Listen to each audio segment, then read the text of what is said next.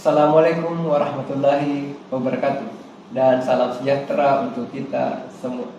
Yang terhormat, asesor dimanapun berada, mohon izin perkenalkan nama saya Kistan. Latar belakang pendidikan saya S1 Keperawatan, profesi nurse, dan S2 konsentrasi Emergency and Disaster Management. Saat ini saya mengabdi di salah satu perguruan tinggi swasta yang berada di Kabupaten Bone, yaitu di Akademi Keperawatan Batari Toja. Dan saat ini saya dipercayakan untuk mengampu mata kuliah keperawatan gawat darurat sesuai dengan bidang keahlian saya. Penjelasan singkat mengenai deskripsi mata kuliah. Mata kuliah keperawatan gawat darurat dan bencana merupakan mata kuliah wajib di Akademi Keperawatan Batari Toja. Mata kuliah ini diberikan bobot 3 SKS, terdiri dari 2 SKS materi dan 1 SKS praktikum laboratorium. Mata kuliah ini menguraikan tentang perspektif keperawatan gawat darurat, konsep dan prinsip kegawat daruratan, penata laksanaan pasien gawat darurat yang mencakup bantuan hidup dasar atau basic life support dan bantuan hidup lanjut atau advanced life support, dan prosedur tindakan pada situasi bencana. Kegiatan pembelajaran dilakukan melalui kuliah di kelas untuk pemberian materi atau teori, dan praktikum di laboratorium untuk tindakan bantuan hidup dasar, dan dilanjutkan praktek klinik di rumah sakit untuk penerapan secara langsung. Sistem penilaian dari mata kuliah keperawatan gawat darurat dan manajemen bencana ini terdiri dari tugas 20%, UTS 20%, ujian akhir semester 45%, praktikum laboratorium 15%. Setelah mahasiswa menyelesaikan perkuliahan, diharapkan mahasiswa mampu menjelaskan, menyebutkan tentang deskripsi, konsep, dan prinsip pelaksanaan bantuan hidup dasar pada situasi gawat darurat atau saat bencana. Kemudian, mahasiswa mampu melaksanakan prosedur bantuan hidup dasar atau basic life support pada situasi gawat darurat atau bencana dengan memilih dan menerapkan metode yang tepat sesuai dengan standar kewenangannya. Baik, saya akan menampilkan video pembelajaran saya pada saat di laboratorium. Oke, baik, bismillahirrahmanirrahim. Adik-adik sekalian yang saya banggakan, sebelum kita memulai simulasi bantuan hidup dasar pada hari ini, seperti biasa ya, kita berdoa terlebih dahulu sedang percaya adik-adik masing-masing. Berdoa dimulai.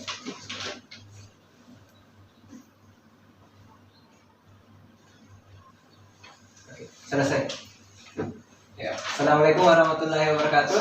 Waalaikumsalam warahmatullahi wabarakatuh. Ya, bagaimana kabarnya adik-adik hari ini? Baik. Baik semua ya, puasa ya? Puasa. Semuanya berpuasa. Oke, pada hari ini alhamdulillah segala puji syukur dari Allah Subhanahu wa taala, karena pada hari ini kita masih diberikan nikmat kesehatan, nikmat kesempatan sehingga bisa bertatap muka secara langsung. Ya, salawat dan salam tak lupa pula kita kirimkan kepada junjungan Nabiullah sallallahu alaihi wasallam yang telah membawa kita dari ada yang dalam menuju ada yang terang. Baik, adik-adik sekalian yang saya banggakan, hari ini merupakan lanjutan dari pertemuan sebelumnya. Ya, jadi pertemuan sebelumnya kita membahas terkait dengan prinsip dan konsep bantuan hidup dasar. Hari ini kita akan menstimulasikan ya bagaimana prosedur dari bantuan hidup dasar itu sendiri. Ya, mulai dari algoritmanya, ya, kemudian SOP-nya, ya, SOP-nya ya, standar operasional prosedurnya, itu akan kita simulasikan hari ini. Ya, itu juga menjadi tujuan dari pembelajaran untuk proses bantuan hidup dasar. Ya, jadi adik-adik saya mau tanya, Masih ingat pengertian dari bantuan hidup dasar? Masih. Coba ada yang bisa menjawab satu orang? Kayaknya Ana, ya. Coba Ana. Baik Pak, di sini menurut saya yang BHD yang kita pelajari minggu lalu yaitu usaha yang dilakukan untuk mempertahankan kehidupan penderita yang mengalami keadaan yang mengancam jiwa. Oke, ya betul sekali ya. Jadi itu merupakan pengertian dari bantuan hidup dasar. Nah sekarang saya coba untuk menjelaskan bagaimana algoritma, ya, algoritma dari BHD itu sendiri atau biasa disingkat dengan Basic Life Support, ya.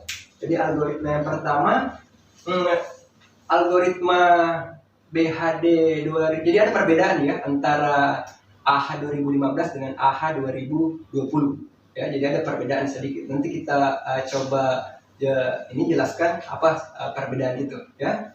Jadi algoritma yang pertama terkait dengan BHD. Jadi misalnya saja ada kasus nih, seseorang tiba-tiba jatuh, tidak sadarkan diri, ya. Yang pertama, tindakan apa yang pertama yang akan kita lakukan sebagai penolong? Algoritma yang pertama apa? Ya, kita singkat dengan 3A. Yang pertama apa? Aman diri, ya, atau aman penolong. Kemudian yang kedua apa? Aman lingkungan. Kemudian yang ketiga? Aman korban. Aman pasien, ya. Kemudian yang kedua, setelah kita pastikan bahwa semua aman, yang kedua apa? Cek respon. Ya, cek respon dengan cek respon dengan teknik AFU. Apa itu AFU? Alert, verbal, plain, and respond. Ya, setelah kita lakukan cek respon, apa selanjutnya? Meminta pertolongan.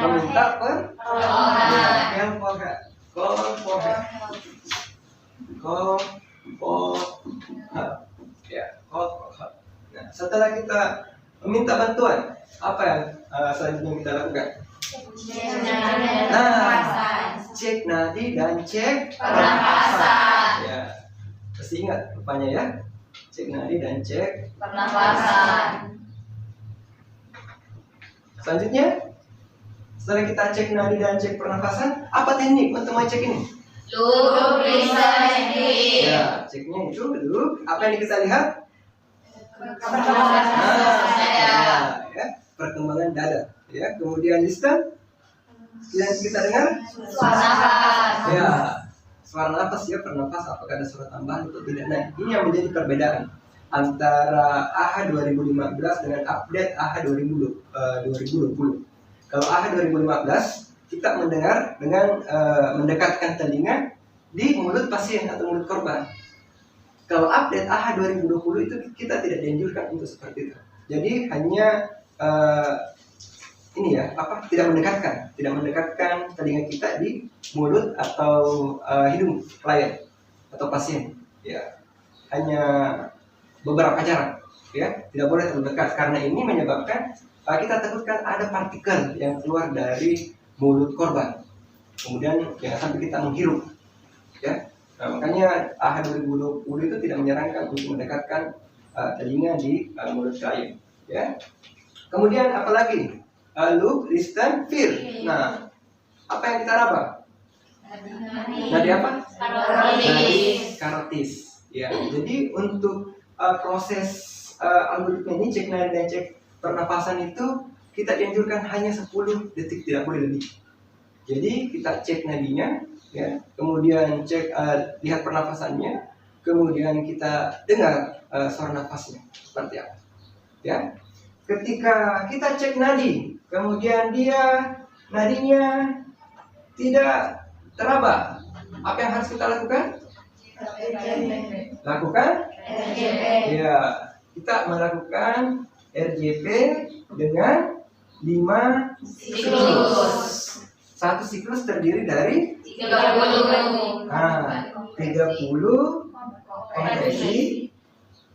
kompresi dan 2 ventilasi. Nah, Sekarang kalau dia nadinya teraba, apa yang harus kita lakukan? Kalau nadinya teraba, apa yang harus kita lakukan? Hah? Apa?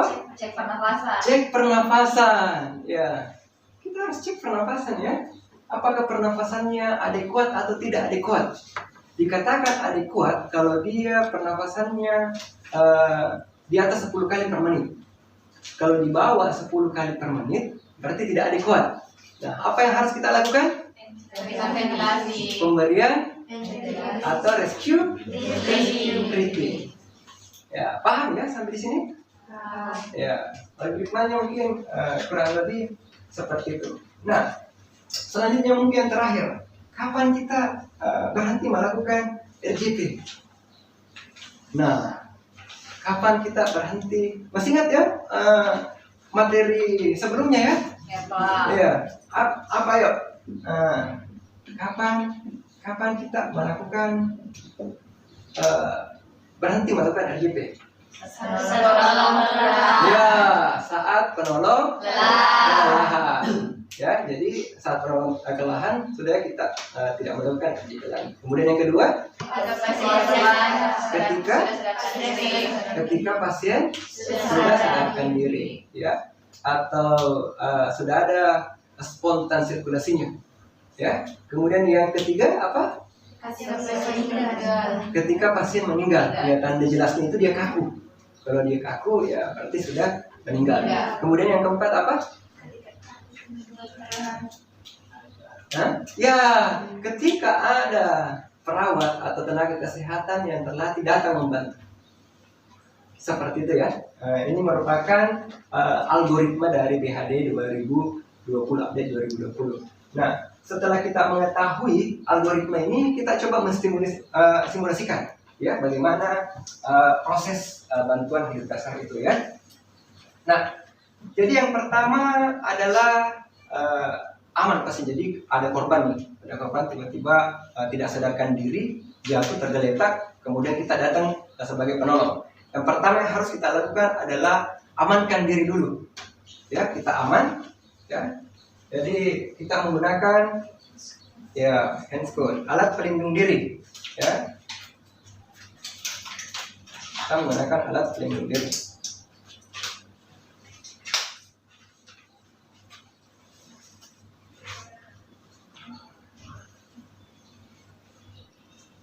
Nah, setelah kita melakukan memasang alat pelindung diri, berarti kita menganggap diri kita sudah aman. Kemudian aman lingkungan. Ya, jangan sampai tindakan kita ini merugikan orang sekitar atau lingkungan kita. Kemudian yang ketiga adalah aman bagi korban atau aman bagi pasien. Maksudnya adalah ketika pasiennya berada tergeletak di tengah jalan, ya kita pinggirkan dulu. Kemudian kita mencari tempat yang datar, kemudian yang keras. Ya, baru kita lakukan tindakan selanjutnya. Ya, kita sudah mengetahui bahwa merasa bahwa ini aman bagi kita, aman lingkungan dan aman pasien. Selanjutnya adalah cek respon. Ya, cek responnya itu dengan teknik AVU, alert verbal, pain, respon. alert verbal. Pak, bangun Pak, bisa dengarkan saya? Pak, bangun Pak, bisa dengarkan saya? Ya, kemudian kita lakukan pain. Ya, rangsangan nyeri. Tidak ada rangsangan nyeri, ada respon. Nah, selanjutnya apa? Dia meminta bantuan. Ya, Pak, tolong. Ya, ada korban tidak sadarkan diri. Tolong panggil ambulans dan perawat terlatih dengan membawa AED, automatic external defibrillator. Ya. Nah, tujuannya apa? Supaya pada saat kita melakukan tindakan ini ada juga yang menyaksikan sebagai bukti. Ya, kita takutkan jangan sampai tidak ada bukti ya, tidak ada orang yang melihat kita, kemudian pasiennya meninggal, ya kita yang dituntut. Ya, jangan sampai juga kita dianggap melakukan hal yang tidak. Ya, jadi harus ada yang membuktikan kita bahwa kita melakukan bantuan hidup dasar untuk membantu pasien tersebut. Itu gunanya scale for health. Oke, setelah kita lakukan call for help, apa selanjutnya? Cek nadi ya. Kalau untuk mengecek nadi itu biasanya saya ambil di daerah jakun ya. Jakun, kemudian saya tarik 1-2 cm ke belakang. Ya, untuk mengecek secara cepat. Jakun pas tengah, kemudian tarik ke belakang 1-2 cm. Nah, ketika tidak terapa, kita ini lagi lihat perkembangan dadanya. Ya, apakah dadanya mengembang atau tidak? Kemudian apakah ada ini? Ya, saluran nafas ya. Kemudian kita cek, kita raba, tidak teraba. Apa yang harus kita lakukan? Lakukan RJP, ya, resusitasi jantung paru dengan 5 Siklus. Ya, setiap siklus terdiri dari 30 30 kompresi, dan 2 ventilasi. ventilasi ya. Jadi kita lakukan kompresi itu harus lurus ya. Ini lurus. Kemudian beban itu berada di pundak ya. Kemudian kita lakukan kompresi selama 30 kali. Ya. Nah, untuk menjaga kualitas kompresi kita itu ada 5 hal yang perlu diperhatikan. Yang pertama adalah kedalaman dari kompresi kita. Kedalamannya itu harus 5-6 cm. Ya. Kemudian selain kedalaman, kecepatan. Kecepatannya itu 100-120 kali per menit. Kemudian yang ketiga adalah recoil. Ya, jadi maksudnya recoil itu ketika kita melakukan penekanan pada dada, tunggu sampai dia betul-betul mengembang, baru kita lakukan kompresi kembali. Ya, betul-betul mengembang, baru kompresi. Ya, itu recoil. Kemudian yang keempat adalah menghindari interupsi. Interupsi hanya bisa dilakukan itu tidak lebih dari 10 detik. Misalnya kita penolong tiba-tiba haus mau minum lagi, ya itu tidak diperbolehkan. Jadi kalau ketika itu terjadi harus mengulang di awal kembali. Ya, jadi mengurangi intrusi. Yang kelima adalah mengurangi kelebihan ventilasi. Ya, jadi ketika kita memberikan pertolongan ya, misalnya kita berikan pertolongan ventilasi ini ya. Ya, terlalu banyak ventilasinya, tidak ada jedanya. Ya, itu yang tidak disarankan.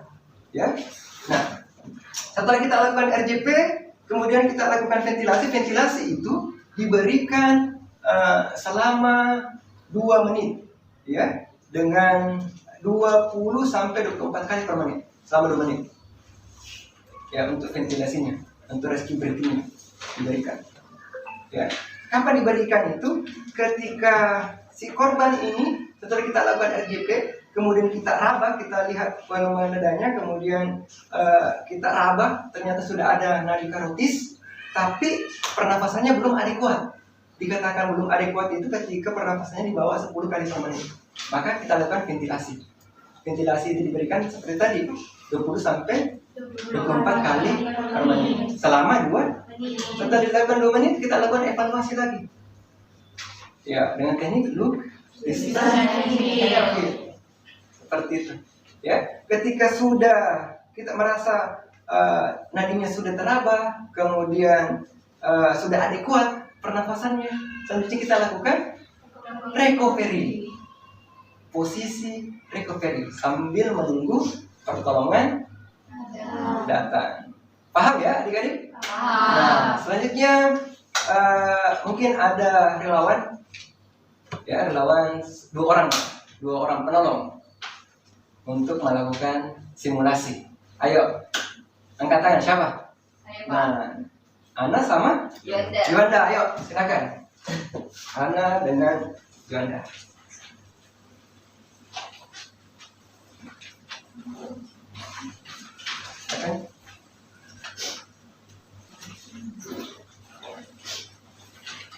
Oke, jadi kasusnya seperti ini ya.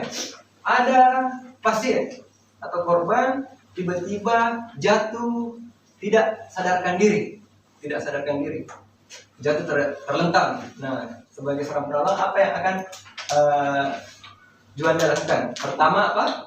Melakukan proteksi diri itu aman diri, aman Ya. lingkungan, dan aman pasien atau korban. Ya, jadi algoritma yang pertama yang harus diperhatikan adalah 3A. Aman, Diri. ya aman, Aman lingkungan, aman, aman. Ya. Selanjutnya apa? Coba aman. Sudah aman ya, kita merasa bahwa diri kita aman. aman diri kita menggunakan handscoot atau Ya. jika masker kita menggunakan masker. Ya.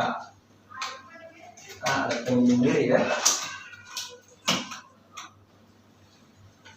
Anda mungkin juga mau pasang, boleh?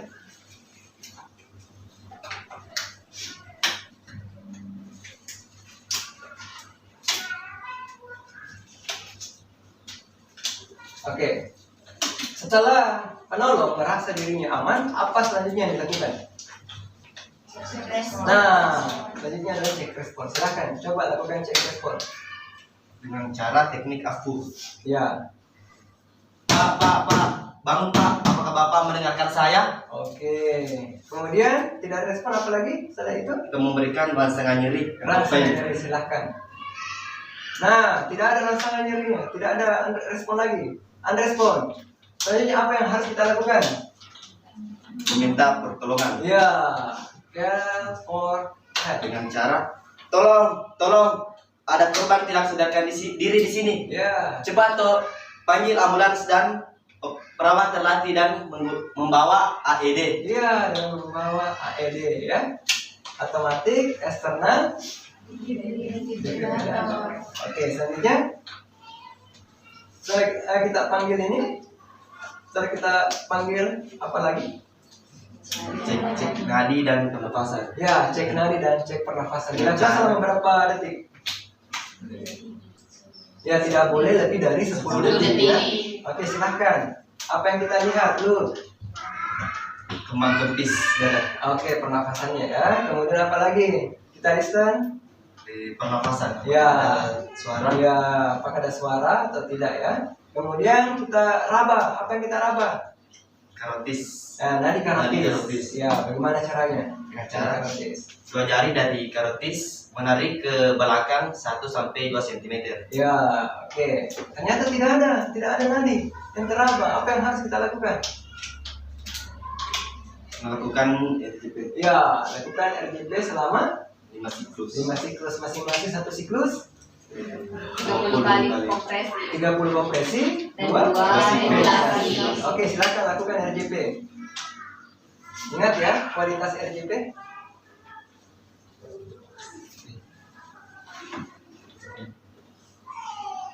Silakan. 1, 2 ya, 30. Oke, ventilasi. Berapa ventilasi berikan? 2 ventilasi. 1.000, 2.000, 3.000, 4.000, 5.000. Oke, lanjut RJP. Oke, lanjut ventilasi. Ini 30 ini ya. Iya, Pak. Oke. 1.000, 2.000, 3.000, 4.000, 5.000. Oke, kita beranggapan bahwa ini sudah siklus yang terakhir, siklus kelima. Silakan lakukan RJP. Sampai 10 kali coba. 3, 4, 5. Oke, 30. Tuh. 1.000, 2.000, 3.000, 4.000, 5.000. Oke. Setelah kita lakukan RJP ya dan pemberian ventilasi 5 siklus, selanjutnya apa yang harus kita lakukan? Evaluasi. Kita evaluasi. Apa yang kita evaluasi? Nadi dan pernapasan. Ya, coba bagaimana caranya kita evaluasi lagi? Seperti tadi kita melihat, meraba dan mendengarkan. Ya, ternyata pada saat kita evaluasi nadinya sudah ada teraba. Nah, pernafasan juga sudah ada, tapi tidak adekuat. Di bawah 10 kali per menit. Nah, selanjutnya apa yang kita lakukan? Kita lakukan ventilasi atau rescue breathing. Ya, rescue breathing berapa lama kita lakukan? 2 menit. 2 menit. Dalam 2 menit berapa kali? 20 sampai 24 kali. Ya, 20 sampai 24 kali per menit. Coba lakukan ventilasi. Ya. 1.000, 2.000, 3.000, 4.000, 5.000. Oke. 1.000, 2.000, 3.000, 4.000, 5.000. Oke, kita anggap bahwa dia sudah melakukan selama 2 menit ventilasi atau rest breathing selama 2 menit. Apa lagi yang harus kita lakukan? Evaluasi kembali ya. Apakah nadinya masih teraba, pernapasannya sudah adekuat atau tidak adekuat? Ketika sudah teraba, kemudian pernapasannya juga sudah adekuat, selanjutnya adalah posisi recovery. Ya, coba bagaimana posisi recovery? Coba Juanda posisikan dirinya. Ya, coba posisikan posisi recovery Juanda. Nah, bagaimana posisi pemberian posisi recovery? Baik, yang tangan yang pertama yaitu diluruskan dan tangan yang satunya yaitu di bawah pipi. Ya, oke. Selanjutnya. Dan yang satunya Ya, dan satu kaki diluruskan. kaki luruskan, kemudian. Ya, Dimiringkan. oke. Ini posisi recovery sambil kita menunggu bantuan dan. Ya, seperti itu ya. Semua paham ya? Jelas ya? Oke, silakan duduk kembali. Terima kasih ya. Oke, tepuk tangan dulu. Oke, itulah mungkin simulasi yang hari ini kita lakukan ya. Tentunya adik-adik nanti akan dilakukan kemudian di laboratorium ya, laboratorium adik-adik melakukan bantuan hidup dasar. Kemudian untuk penilaiannya sesuai dengan algoritma tadi itu harus sesuai dengan itu SOP ya. Jadi kalau tidak sesuai dengan SOP berarti harus mengulang ya. Itu mungkin ya. Ada pertanyaan mungkin sebelum kita ini akhiri pertemuan kita pada hari ini ya. Oke, silakan. Pertanyaan saya, bagaimana kita memastikan RJP yang kita lakukan itu berhasil? Nah, betul sekali ya. Bagaimana kita memastikan RJP ini berhasil ya. Nah, jadi kalau misalnya kita ada 2 penolong, satu penolong itu dianjurkan untuk memeriksa atau meraba nadi karotisnya ya, sambil teman satu melakukan RJP, teman yang satu lagi meraba nadi karotisnya ya. Ketika pada saat melakukan RJP kemudian teraba nadinya ya, berarti RJP kita berhasil ya. Seperti itu, paham ya? Paham. Oke, ada lagi pertanyaan? Saya Pak. Ya, silakan. Ana. Pertanyaan saya Pak, kenapa harus ngecek nadi itu di arteri karotis? Oh iya, kita paham ya bersama bahwa nadi itu banyak ya. Ya, kenapa nadi karotis? Karena nadi karotis dekat dengan jantung, maka digunakan sebagai pemeriksaan ya, untuk melakukan tindakan bantuan hidup dasar. Ya, oke, aman ya semua? Paham ya?